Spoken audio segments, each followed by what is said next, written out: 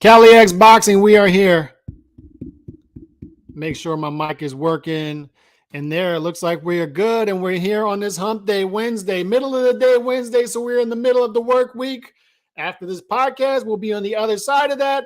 So let's enjoy this week, what we got coming. Two Matador in the building. Y'all come through. Make sure y'all salute as you come through. Make sure if you're doing one thing,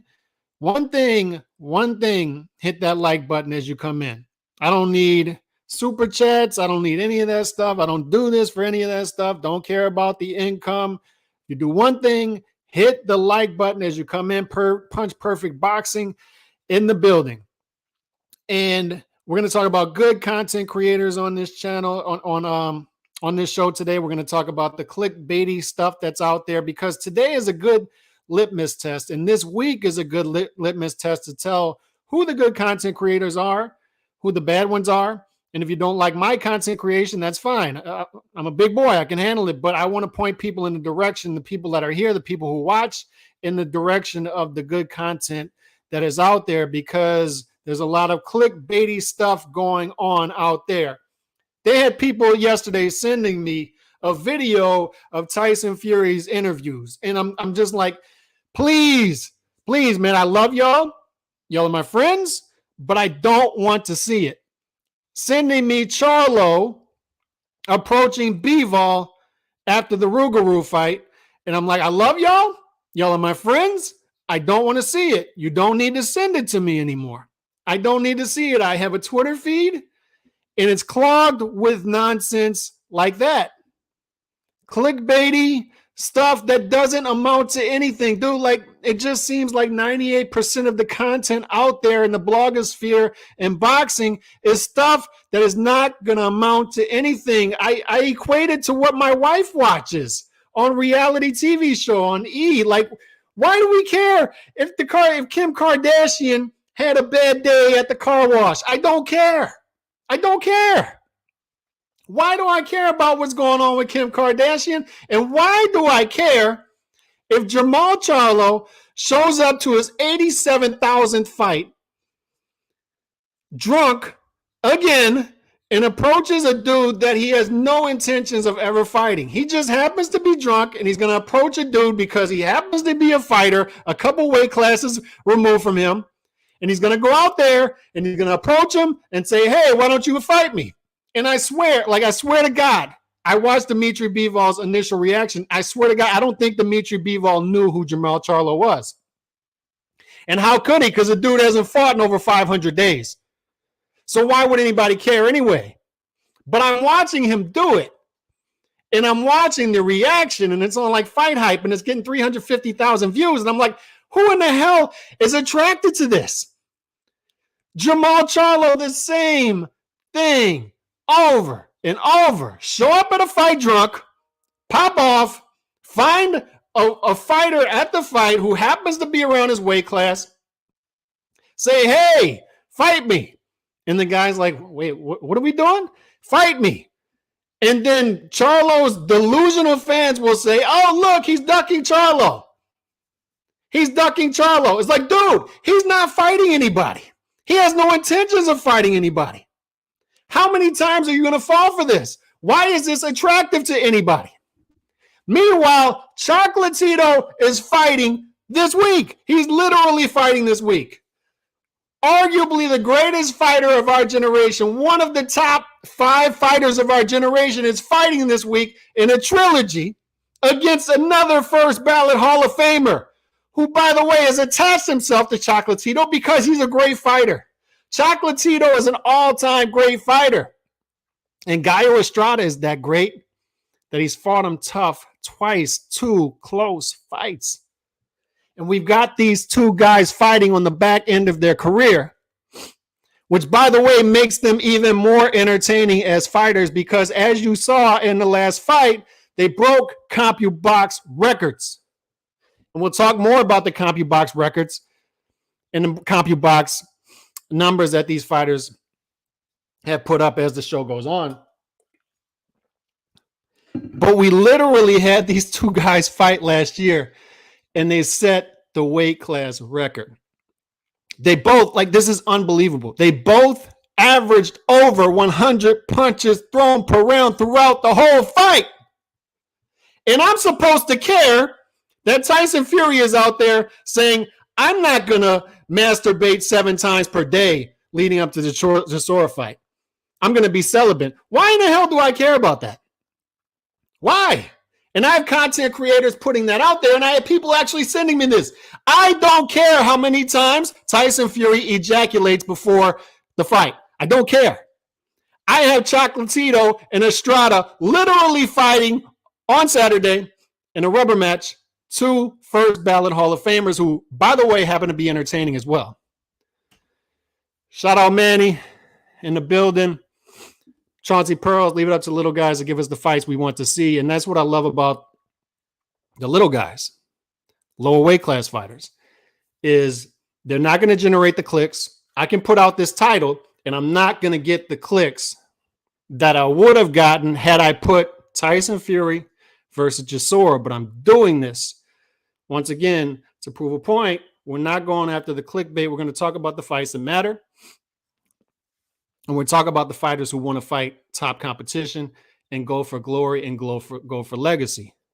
That's it. Whatever it generates as far as clicks, as far as views. I don't care. I'm going to get on here and talk about what I want to talk about. I don't care about, I literally have monetization, and I don't monetize my videos. And I don't care. I told you, if you do one thing, hit the like button. I'm not worried about if you send a super chat. I'm not. Let's see, G Funky, I'm with you with this. Cali's Boxing 2.0. I've been going off on Twitter about this. G Funky in the building. Do you think there will be any knockdowns on this one? Yes. I'm thinking they drop each other in this trilogy. I do. And I think this has the opportunity to be the most entertaining out of the 3. I do, because what we've seen from fighters in the past is as the reflexes go, and especially when it comes to these 2 fighters, Gallo Estrada threw a career high 1,212 punches in the last fight with Chocolatito. So what that tells me is 2 things. One, Gallo Estrada, as the reflexes go, he's naturally going to get more aggressive, right? Because he feels like he has to. And number 2 is Chocolatito took him to a place to where he had to throw that amount of punches, because Chocolatito still threw over 100 more punches than that. And that wasn't even a career high for Chocolatito. And we're going to get into his CompuBox stats in a minute. But I don't care about Fury versus Chisora. I don't. This is a throwaway fight. And Fury is literally out there lying to people, and people are not pushing back on it. Fury is out there saying he's the first heavyweight champion to have 2 trilogies. And he's not. He's literally not. Like, and it baffles me. Like, the content creators are not pushing back on this. He literally is not the only heavyweight champion to have 2 trilogies. Ali had 2 trilogies. Holyfield had 2 trilogies. He's not. This isn't, and he's out there saying it because he wants people to think that this is something historic. He wants to try to sell this Chisora fight as something it's not. This is a tune-up fight. And if he would have sold it as a tune-up fight, I'd be fine. It's a tune-up fight. Just trying to stay active for a possible Usyk fight, for Undisputed. But instead, he's selling this for some sort of historic trilogy and great fight. And it's just not. It's not. And on top of that, he's out there saying that he doesn't care about the IBF belt. That if Usyk brings the IBF belt to a fight with Fury, he's not going to fight for. He's not going to fight for the sanctioning fee. He's not going to fight for the IBF belt. And here's my issue with that is, we talked about belts mattering, and there are certain fighters where they don't matter anymore, right? Where the fighter is bigger than the belts. And that's when we talk about legacy versus currency, as opposed to currency over legacy. You have a lot of fighters, Tank, Ryan, etc., pretending that the belts don't matter and pretending that they can skip out on the legacy part and go straight to currency and say that things like they don't care about the belts because they're bigger than the belts. That's what they're saying by extension, that I'm bigger than fighting for actual championships. And they're not yet. They're not. There are certain instances in which fighters are. Mayweather. I said it for years. I don't know why Mayweather is paying sanctioning fees at 147 when he's already Mayweather. He's literally Mayweather. He's bigger than the belts at that point. He's already won welterweight champion. He's already won legitimate championships in multiple weight classes. Instead, unless you're going up to middleweight at that point, there's no reason for Floyd to be fighting for the belt. Same thing with Manny. Why is Manny paying multiple sanctioning fees at 147? Unless you're going to go up to 160 and try to win another championship in another weight class, there's no reason to pay the sanctioning fees. They were above the belts at that point, but the point is they went for legacy over currency, so they already had the championships, so there's no need to keep fighting for them, right?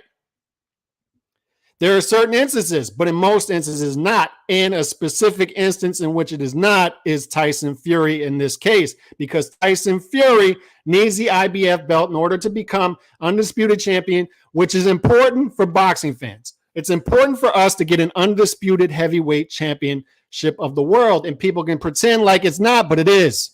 It is. We haven't had an undisputed champion in over 2 decades. We had a two-headed monster with the Klitschko brothers. And then we have Fury take over the division and retire more times than he defended.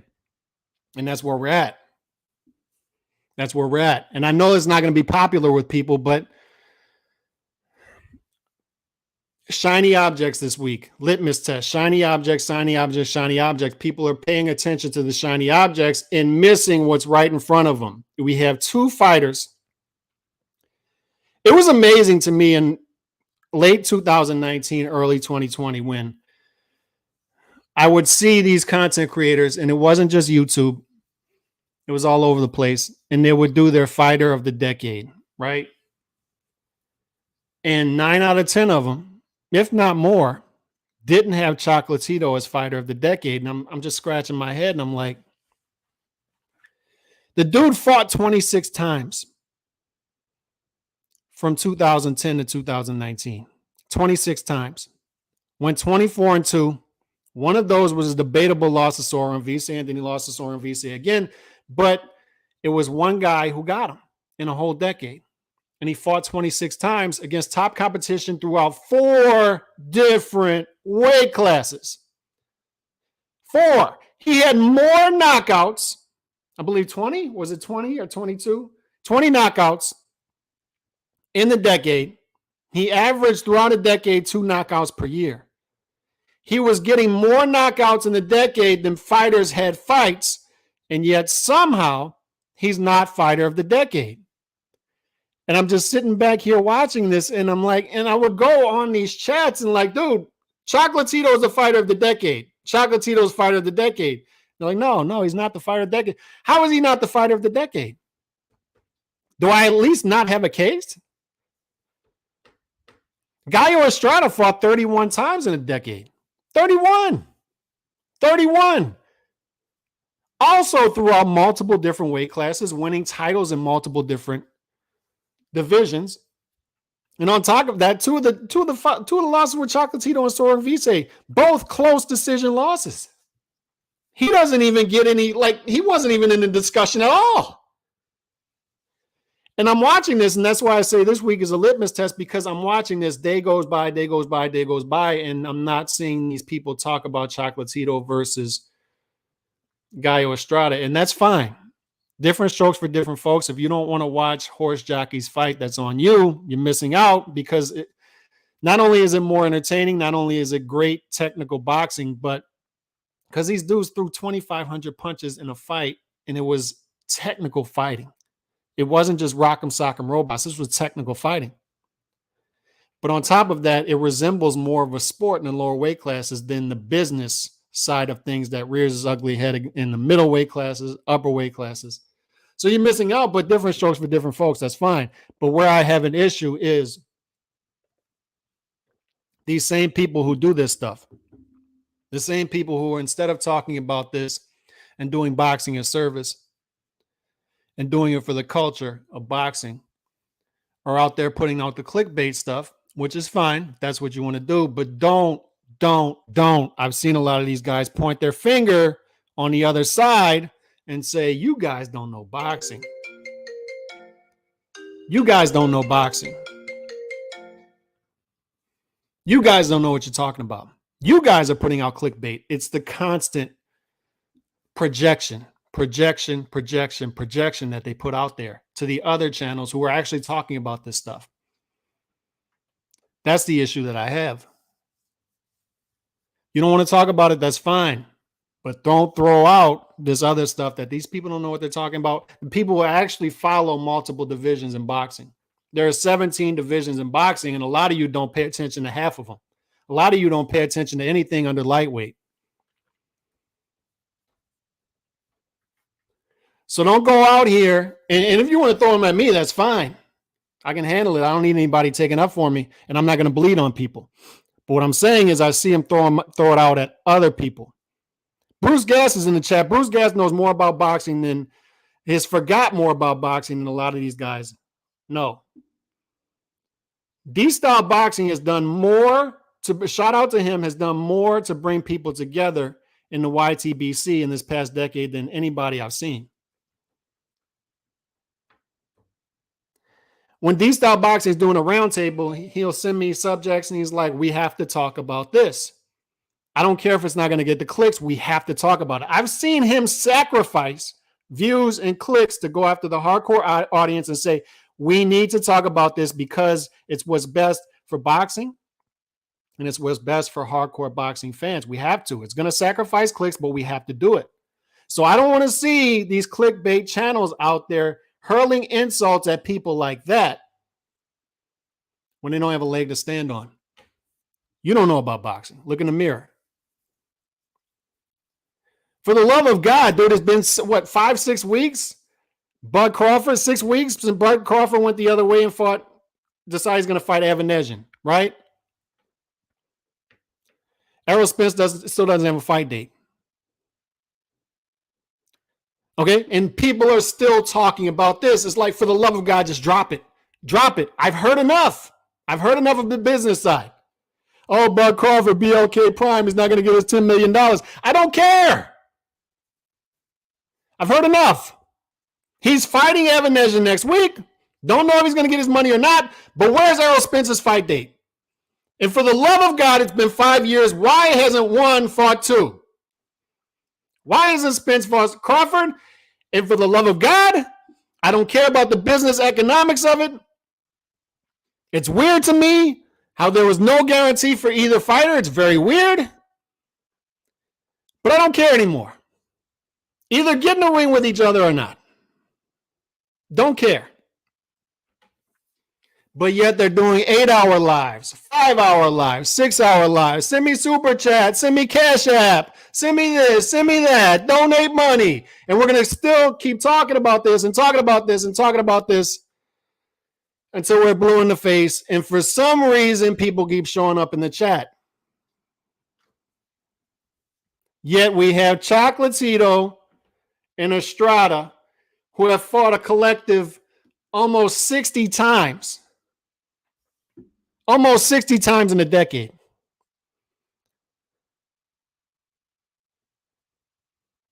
Neither one of them fighter of the decade. Chocolatito literally has more knockouts than these fighters have fights in that decade. Not fighter of the decade. And they fight two great fights.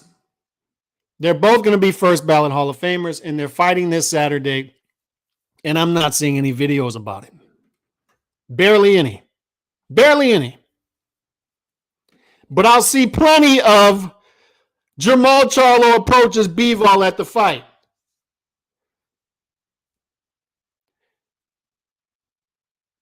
For the love of God, dude, and this is respectfully, at what point, like, when the dude shows up at a fight drunk for the 87,000th time, this dude's been to more fights than I can't even imagine. Sits ringside, liquors up, and then just waits ringside for somebody to look sideways at him who is in and around his weight class, and sometimes way out of his weight class, and then just starts popping off. And I'm like, that's fine if you're Jamel Charlo, because Jamel Charlo is actually cleaning up his division. But if you're Jamal Charlo and you haven't fought in 520 days or whatever it is, and you're doing this, at what point does the audience get tired of this? At what point is this old news? I'm watching 2 weeks ago as Tank and Ryan gets announced, and then we talk about court dates, tune-ups, and an agreement to a fight. No contract signed, and everybody's going crazy like the Berlin Wall just came down. I'm like, dude, are we sure this fight's happening? Are we sure? Is this how slow it is to where we're getting excited about that? Are we sure that fight's happening? For the love of God, man, like I know this stuff isn't going to be popular. I know it's not going to generate the clicks. I get it. But Chocolatito fought 26 times in the decade, got 20 knockouts, more knockouts than other people have fights. Gallo Estrada fought 31 times in that decade. Two of his 3 losses came to Chocolatito and Soren Vise. These dudes are handling business down there, and they're actually fighting, and they're fighting technical fights, and they're fighting entertaining fights. These dudes threw 2,500 plus punches in a fight, trying to take each other's heads off. Chocolatito is top 10 in 7 different CompuBox statistical categories. 7. Total punches per round. He's averaging 89.2 throughout his career. Total punches landed. Number 1 in the sport. 32.3 landed per round. Total connect percentage. He's landing 36% plus per round. Per fight. Number 4 in the sport. Power punches per round. He's throwing 65 plus punches, power punches per round. 65.6 power punches thrown per round. Number 2 in the sport. Power punches landed per round. 27.8. He's landing almost 28 power punches per round. Highest power punch percentage thrown. 73.5% of his punches are power punches. Number 5 in the sport. Somehow people don't find this entertaining. I don't know. Highest power landed percentage, 86.1. 7 in the sport. And Gallo Estrada is top 10 in 5 different categories. 5 different categories. Somehow, neither one of these guys gets fighter of the decade. And one of them, Gallo Estrada, is not even mentioned. Like, he wasn't even mentioned. He wasn't even in the conversation. What all this tells me is we have a dumbed down audience, and and these are supposedly hardcore boxing fans, but what it also tells me is we have a dumbed down content creation. Content creators as a whole dumbed down, and they're dumbing down the people that are consuming their content even further. Shout out my guy Bruce Gass. Boxing sucks. I have no sports to watch anymore. Spurs and boxing. And I don't want to go into this boxing sucks thing because I'm going to be here. Boxing's an art form. It's an art form. It'll always be here. I'll always be here putting out some sort of content. And I've been going more away from narrative-based, like what I'm doing now, and more towards technical, short-form stuff, actually breaking down fight footage because I just find that more interesting now. And I find the narrative stuff too volatile. People get way too volatile with it.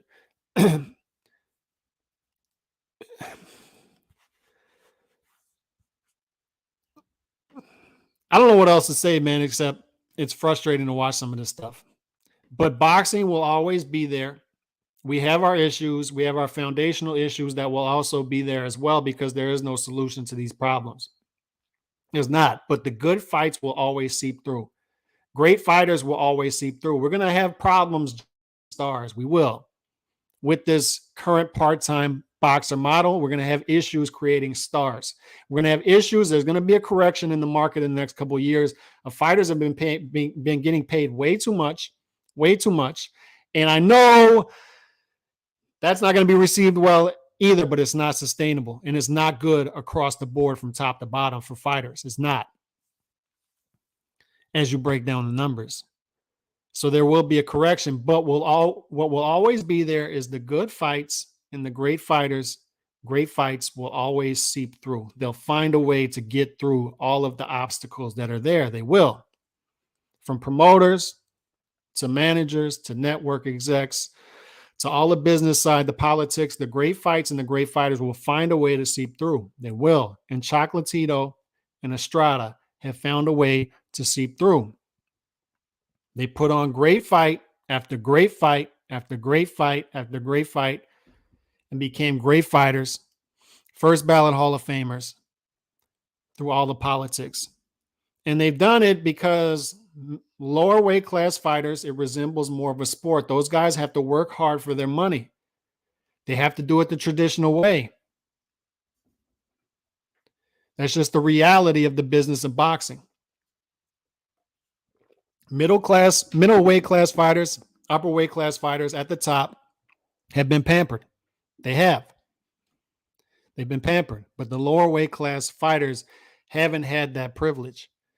And that's why they're the ones giving us the great fights for the most part. It's going to be a fire fight. That's right. Estrada coming off his win, Choco beating young Buck easy. And the thing about Estrada is he didn't look good in his last fight. But here's the thing about Estrada. And I think the fact that he didn't look good in his last fight is the reason the odds of the fight have moved the way they have towards Chocolatito. Is most people felt Chocolatito won the fight against Estrada, the second fight. No matter what you think about it, both fights were close. They were. And Chocolatito and Estrada are worthy adversaries of each other. So the fact that I say I felt Chocolatito won both fights, that's not trying to devalue what Estrada has brought to the table and who Estrada is. He's a worthy adversary. And like I said, as far as I'm concerned, a legend. But he didn't look good in his last fight. And the odds for this fight opened up as Chocolatito minus 150. Now they're minus 220. So they've gone towards Chocolatito. He's a heavier favorite now. And the reason for that, I think, is he didn't look that good in his last fight. He looked aged. He looked shop worn. He looked like the fight with Chocolatito took a lot off of him, but there was a long layoff there. And I will also stress this. Gallo Estrada is going to fight up to Chocolatito in this fight. The Gallo Estrada you saw in September is not going to show up in the ring this weekend, I don't believe. The Gallo Estrada that fights Chocolatito on Saturday night is going to be the Gallo Estrada that fought Chocolatito last year. Not the guy that showed up in the ring in September. I'm telling you. He's going to fight up to the level of competition of Chocolatito. He's going to fight up to his name. I've seen it too many times. I've seen it too many times where a guy is written off, but he goes in there. Dude, I saw it, Marquez and Pacquiao. Pacquiao is a different point in his career. Marquez is way above his normal weight. Pacquiao is going to destroy Marquez this time, and it didn't happen. It just didn't happen. Not only did it not happen, it went the opposite direction in the fourth fight. I've seen it way too many times where a fighter is written off and he goes in there with a rival and he fights up to the level of competition. He fights up to his rival.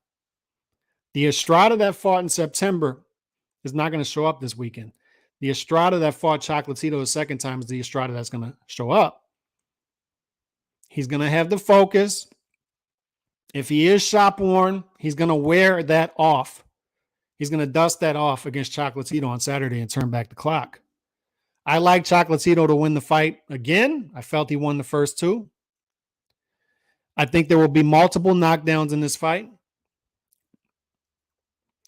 I think it's going to be more entertaining than the first two fights, if that's even possible, because the second fight was so great. But ultimately, I still see it going decision, and ultimately, I still see Chocolatito edging out Gallo Estrada. I think he's going to win the fight. It can be a fight of the year. That's right. I think it will be a fight of the year. Shout out Chauncey Pearls. Lower weights make the best fights because the ego money is not an issue. Shout out Teach. I'm done with the Spence Bud fight. Until they sign something, I'm done with it too. This is crazy. Reason why I don't go to a stream when the topic talks about Spence or Bud anymore. Catch me when the topic has changed to something besides those two. I don't understand, why is this still interesting to people? Why is the economics of Bud versus Spence still interesting to people? Why? I don't understand this news cycle, especially when there's a great fight and we're on that fight's fight week. This is a litmus test this week. Why in the world? And I understand why people keep hitting me up, content creators. Oh, my numbers don't look good recently. My numbers, and I'm just trying to tell them, dude, you gotta sweat out this cycle because it's a slow cycle. November, December, people are busy with the holidays. The fight schedule doesn't look good, and on top of that,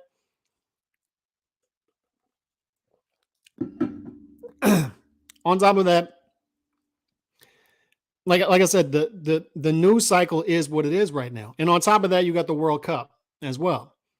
So your views are, you just got to go through it, man. You got to go through it and eventually things will pick up. But ultimately, you shouldn't be in it for that anyway. Just talk about boxing. Just get on here and talk about boxing. And then everything's going to take care of itself in the long run. I'm just tired of hearing people complain. And I'm not complaining that there are content creators out there talking about clickbaity stuff. All I'm saying is I don't want to see those people talk bad about the people who are actually over here talking boxing. Don't. Go sit your ass over there and talk about whatever you're talking about. Talk about how many times Tyson Fury masturbates before a fight, which is somehow in the news cycle. Why in the world do I care that Tyson Fury used to jerk off 7 times a day leading up to a fight, and now he's celibate leading up to the fight with Chisora? I don't care. I don't care. I don't care that Jamal Charlo got drunk for the 87,000th time, popped up at a fight, and just called out some random dude who happened to be there that he's not going to fight anyway. Dimitri Bivol is literally looking at this dude like, I don't know who this is. Who is this guy yelling at me? Why does his breath smell like liquor? Why is he yelling at me? I swear to God, dude, I don't think he knew who Jamal Charlo was. He's just showing up to see a good fight, give a couple interviews, and this dude starts popping off at the mouth for the millionth time at a dude that he's not going to fight. He does it all the time. He does it all the time. And somehow this still gets clicks, still generates clicks, and people are still attracted to it for some reason. I don't get it. Tank versus Ryan may or may not fight each other. It may or may not happen in April. I'm not going to get excited about it yet, and I don't care about the economics of it yet. I don't. I've already explained the Tank and Ryan theorem. Dude, for the love of God, there are 17 weight classes in boxing. Why in the world are these dudes fighting at 136? I've asked this and nobody has explained it to me yet. And I know why. I get it, but I want somebody to try to explain it to me. Because I've explained the theorem, right? Don't compete in a single weight class and say you don't care about belts. That way you're not a stationary target for the younger lions or your top peers in and around the weight class. So you can stay a chameleon. So these guys fight at 136 is perfect. And yes, maybe Tank Davis trying to drain Ryan Garcia down to 136, but Ryan Garcia has fought at a weight class at a catch weight the past 2 fights, right? Why are these dudes fighting at catch weight? There are 17 weight classes in boxing. 17. That's way too many. And you couldn't pick one? You couldn't pick a weight class to fight at? You had 17 to pick. 17. And you came out to 136. There's 2 weight classes there, 135 and 140, and you decided to fight at 136. And everybody's just acting like that's normal. Oh, but it's a great fight. I understand it's a great, entertaining fight. I'm going to watch it. I'm not going to act like I'm not, but 136, tune-ups, court dates, I'm not going to get excited about that. And it goes back to what I was talking about earlier is Chocolatito in that decade fought 26 times, had 20 knockouts. And on top of that, he did that in 4 different weight classes and won legitimate belts in those weight classes. And still to this day, he's not acting like he's bigger than the belts. Because there are certain fighters that are bigger than the belts. Chocolatito is one of them. Gallo Estrada is one of them. They don't need belts at this point. Pacquiao didn't need belts at that point late in his career. Mayweather didn't, unless they move up to middleweight and try to get another weight class championship to put on their resume. They didn't need the belts at 147, 140, 154 at that point. They were bigger than the belts, but they went legacy over currency. They got their legacy first before they said, I'm bigger than the belts now. But you have fighters out here now who have done nothing. Tank Davis wins 1 legitimate belt. Still calling himself a 3-division champion, but wins 1 legitimate belt. Ryan Garcia, how many title fights has Ryan Garcia been in? It rhymes with hero, right? And he's bigger than the belts. Currency before legacy. What does that do long term? What that tells me is legacy is not going to be that great, and over time the currency will be less than it would have been had he fought for titles early on in his career and built up his resume. Correct? So what that tells me is the track record of both these fighters tells me that they might fight a trilogy here, and it may be a great trilogy, Tank and Ryan, because they need each other, right? They're trying to stay away from the other top fighters, and they're both there, and they're both big names. They need each other. But what happens after those 3 fights? Or if there's 2 fights, what happens? Does the track record tell us that they go in a direction after that to where they fight for championship after championship after championship and giving us meaningful fight after meaningful fight after meaningful fight and build up a great legacy? No. So I'm excited for the fight on the surface that it's a great, entertaining matchup. Both of those fighters mirror each other, right? Ryan and Tank mirror each other in many ways. Both economical fighters. Tank is the most economical fighter in the sport. Lowest punch output per round of all top fighters. Throws 34 punches per round. Both economical fighters, but both fighters who throw meaningful punches when they do throw them, and they throw power shots. They want to knock guys out, but both deeply, deeply flawed fighters as well. Deeply flawed fighters. Both fighters that will give up rounds, especially Tank, against inferior opposition. And on top of that, both fighters who desperately, desperately, desperately need a win on their resume that's meaningful. So that's what this fight gives us, a meaningful win on one of their resumes, and it starts to answer questions. But once we get questions answered, do we continue to get questions answered after that? I don't think so. Because their track record doesn't tell me that they're once one of them wins this fight or loses, that they're going to go on to meaningful fights after that. We'll see. I have more faith in Ryan because Ryan, if this fight does come off in April, Ryan's the main one who made this fight. He was the one yelling at the mountaintops out there on Twitter, out there in social media. DAZN, Showtime, Tank, Floyd, Al, and apparently Floyd's not in the equation. I don't know. But Al, Oscar, get the fight made. Get out of the way. Get the fight made. We just want to fight. Get the fight made. It wasn't Tank out there yelling, but Ryan was. So props to Ryan on that. I at least have to give him that credit. Shout out my guy Nando. Appreciate you always coming through. I'm picking Choco to beat Estrada. Choco been looking better lately than Estrada. I think he's miles on Estrada had piled up, and possibly so. But I'll tell you, rivalry fights, all that stuff goes out the window. I'm just telling you from what I've seen in the past. It's like this in a lot of sports. Rivalries, you throw all of that out the window. This was a year and a half ago where Estrada was there and beat Chocolatito on the scorecards. That doesn't just go away that quick. It doesn't. Appreciate that. Boots is supposedly signed to Showtime. No minimum dates, though. And that's what I'm saying, Nando, is When you sign exclusive deals to a network, you're now locked down to that network. And from what I'm understanding and from what I'm seeing and from what I'm hearing from people that I talk to in the back channels, these dudes don't have a minimum number of dates from the network. They just have an exclusive contract with these networks, and they don't have a minimum number of dates from their promoter or advisor. So when the network starts to run out of budget money as the year goes on, and that's what I'm telling, especially the PBC fighters, especially the Showtime fighters, get your date early in the year. That way you try to get back in line for the middle of the year, later in the year. And that's what's good for Tank is if he gets the January date and that goes through well, and he gets an April date and that goes through well, at least he's got 2 fights on his resume for 2023 instead of the one that he's gotten this year.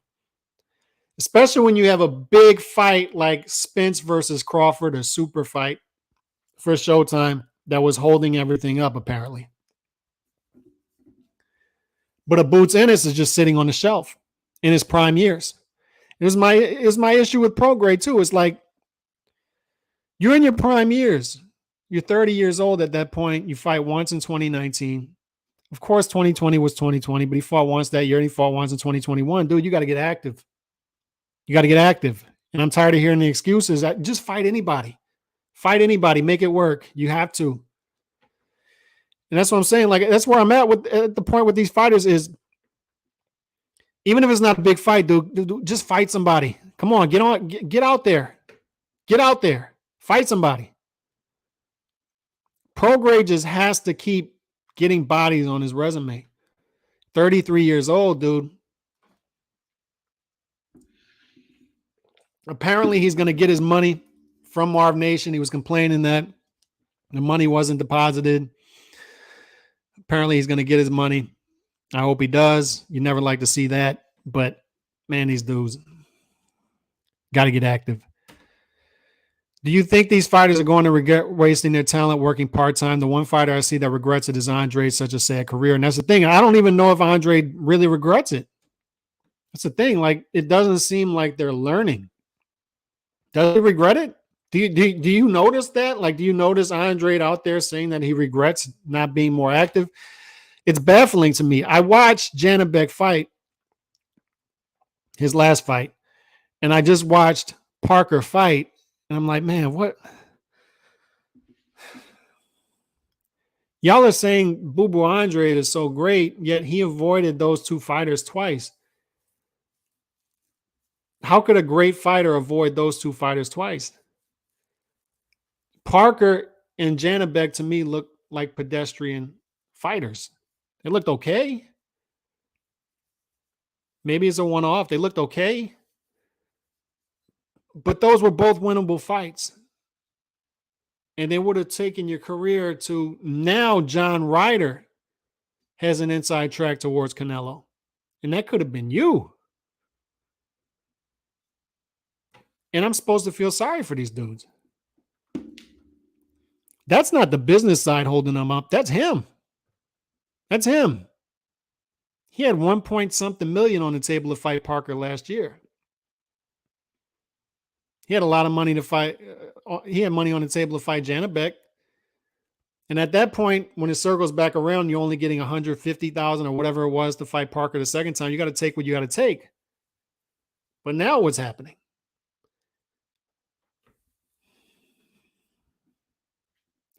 This is why I appreciate the Chocolatitos and the Estradas of the world. I keep going back to it is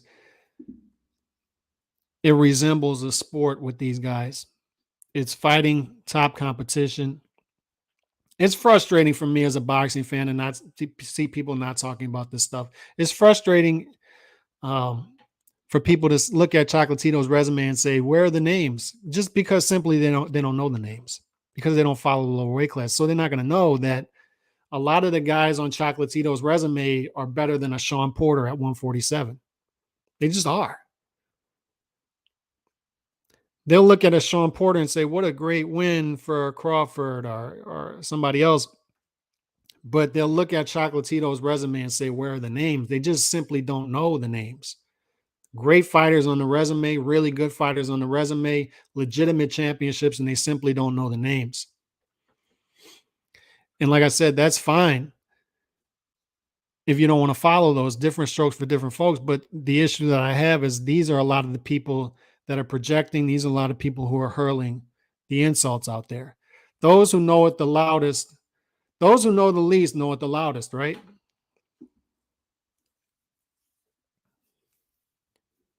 And then you have fighters out there saying that we don't care about the legacy. We don't care about the belts. We're only here for the currency. We're only here for the business. What's keeping me here then? Besides guys like Chocolatito and Estrada. Why am I supposed to be interested in that? You got to at some point care about the sport. You got to at some point care about something that resembles a sport, championships.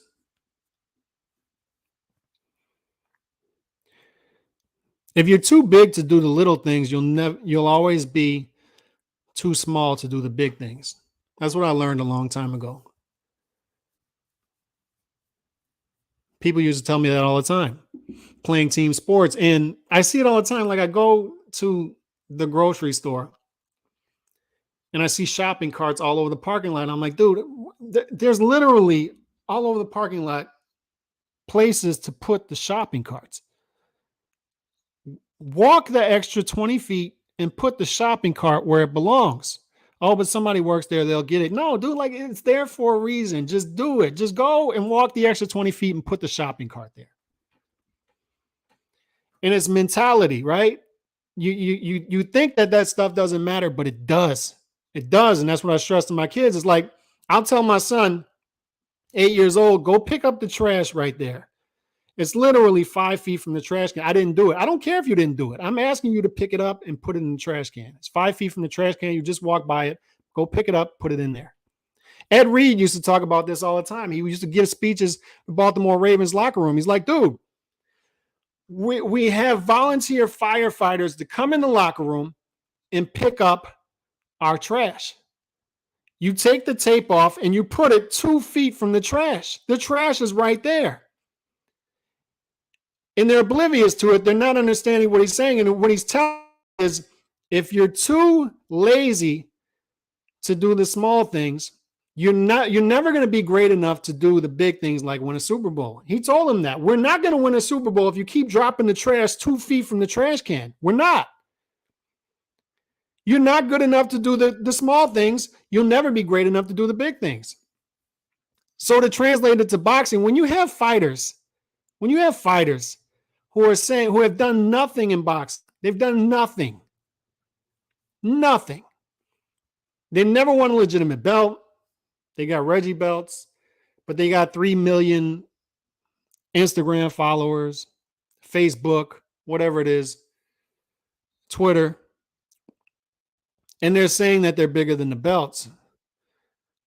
Why am I interested in that? And if they're too big for the belts early on in their career, if they're too big to do anything like that, what makes me think that they're going to go on and do anything special later on in their career? It's try. What makes me think that they're going to go on and do anything special in their career? I witnessed it after the Canelo Golovkin fight. I'm at the lobby bar, and Cotto, I'm grateful Cotto was there talking boxing with us, Miguel Cotto. And I watched Mexican fight fan after Mexican fight fan after Mexican fight fan come up and take pictures with him and thank him for all the great fights. And they're literally telling him, like, I was there for this fight. I remember when you fought this guy. How many fighters out there right now, 15 years from now, 20 years from now, will be sitting down at a bar 15 years from now, and boxing fans will be coming up to them and saying, I remember when you fought this guy, so-and-so. Do you think that's going to happen with a lot of these guys?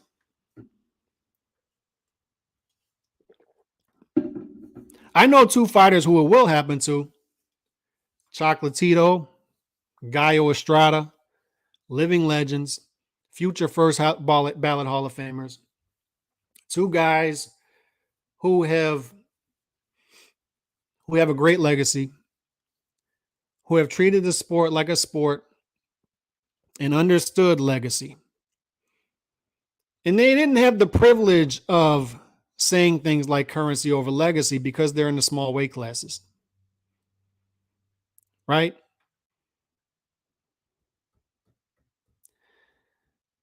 But they led that legacy. They gave us great fight after great fight after great fight. And I find it disrespectful as a boxing fan, because that's all I am. I'm not a journalist. I'm just not. I don't plan on ever trying to become one. It's not me.